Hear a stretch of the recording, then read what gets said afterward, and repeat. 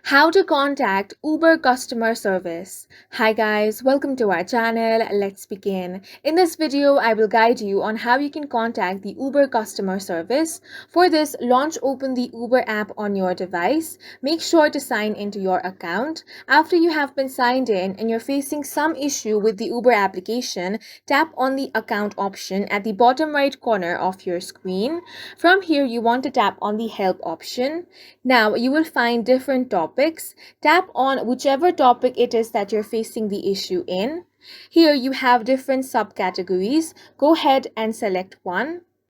Now you will have different subcategories over here. Tap on the one in which you're facing the issue. Now you will have different help articles over here. If you think these are going to help you, tap on that and get more information. Otherwise, you can scroll down and here you have a form that you can fill. The first thing you want to do is share your details. So go ahead and enter your issue. After that, if you have a screenshot of the error, you can tap on this camera icon and upload that error as well. After this, tap on the submit button. Once the message is submitted, the customer service of Uber will be in contact with you within 1 to 2 business days.